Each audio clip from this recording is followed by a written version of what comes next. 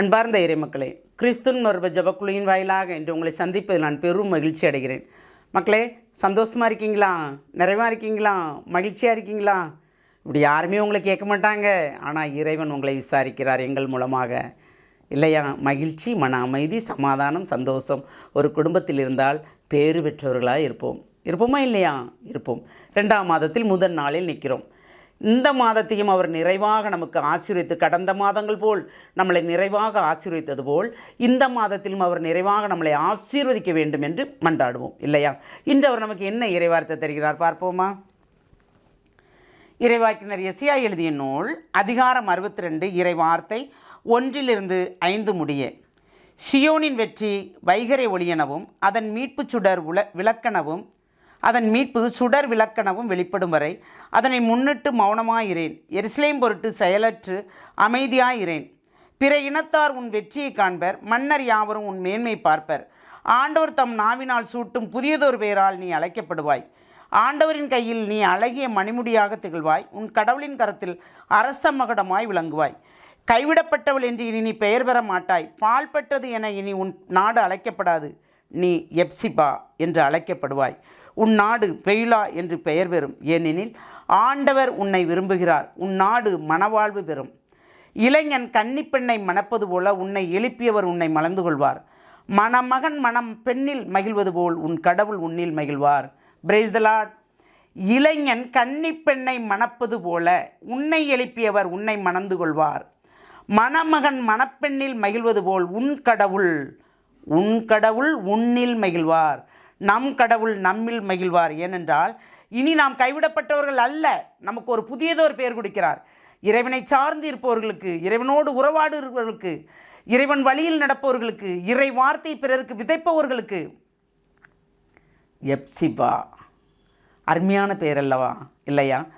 இறைவனே நமக்கு அப்படி ஒரு பெயர் தரும்போது நாம் மறு உலகத்தில் செல்கிறோம், இல்லையா? விண்ணக வாழ்க்கைக்கு அழைத்து செல்லப்படுகிறோம். நாம் இதுவரைக்கும் எப்படி இருந்தோம்? புலம்பலும் அழுகையும் கண்ணீருமாக இருந்ததா? அதையெல்லாம் தேற்றுபவர் உங்களோடு இருக்கிறார். திடப்படுத்துவோர் உங்களோடு இருக்கிறார். அப்படி இருக்கும்போது எல்லாமே நிறைவாக இருக்கும். அதனால்தான் இனிமே உன் நாடு பாழ்படாது. உன்னை அழைத்தவர் நான். எப்படி சொல்கிறாரு? ஆண்டவரின் கையில் நீ அழகிய மணிமுடியாக தில்வாய். உன் கடவுளின் தரத்தில் அரச மகுடமாய் விளங்குவாய். இவ்வுலக நாட்கள் வரைக்கும் நீ துன்பப்படுறியா, துயரப்படுறியா, வேதனைப்படுறியா? ஆனால் நீ அவர் கையில் இருக்க அழகா. உனக்கு ஒரு மணிமகுடம் வச்சிருக்கிறாரு. அந்த மணிமகுடம் யாருக்கு கிடைக்கும் சொல்லுங்க? அவரோடு இணைந்து நடப்பவர்களுக்கு, எண்ணிலே நெறிதவர. அப்படி தானே புனிதர்கள், மனிதர்களாக இருந்து புனிதர்களாக மாறினவங்களுக்கு தானே அது கிடைக்கிது, இல்லையா? நமக்கு புனிதர் பட்டம் வேண்டாங்க. மனிதராக இருந்து இறைவனோடு இணைந்து நடக்கின்ற அந்த வரம் மட்டும் வேணுங்க. அதுதான் இறைவனுடைய காலடி கிடைச்சா போதும். அந்த வரம் தான் வேண்டும், வேறு ஒன்றும் வேண்டாம். அவர் எது தர நினைக்கிறாரோ அது அவர் விருப்பம், இல்லையா? அவருக்கு உகந்த வாழ்க்கை வாழும்போது, ஏனென்றால் ஏற்கனவே சொல்லியிருக்காரு. என்ன சொல்லியிருக்காரு? எவ்வளவுதான் புண்ணியமான வாழ்க்கை வாழ்ந்தாலும் ஒரு நொடி நெறி தவறினாலும் அனைத்து புண்ணியங்களும் இழந்து போகும்படி இருக்கும் என்று சொல்கிறார்.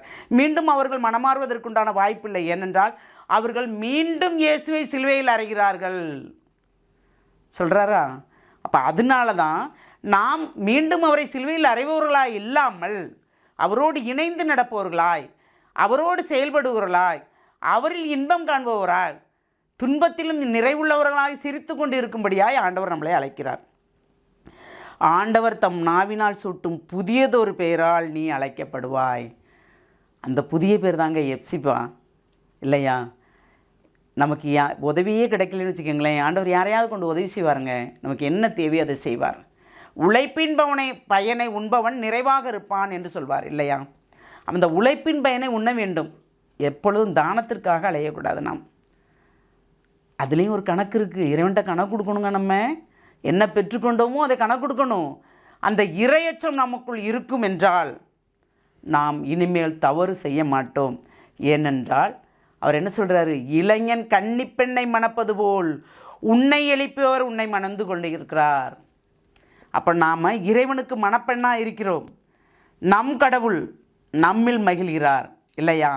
அப்போ அந்த கடவுள் மகிழும்போது எப்படி இருக்குது பாருங்கள். ஒரு மணப்பெண் அனுபவிக்கிறதை விட நம்ம மேலான அனுபவம் அதுதாங்க அருள் கொடைகை. அந்த அருட்கொடையை இழக்காதவாறு எப்பொழுதும் தக்க வைத்துக் கொள்ளும் வரத்தை கேட்போமா? எல்லாம் வல்ல இறைவா, கடந்த மாதம் முழுமைக்கும் எங்களை கண்ணுக்குள் வைத்து பாதுகாத்தீர். இந்த மாதத்தில் முதல் நாளில் இருக்கிறோம். எங்களுக்கு என்ன தேவை என்பது உமக்கு தெரியும் ஆண்டவரே.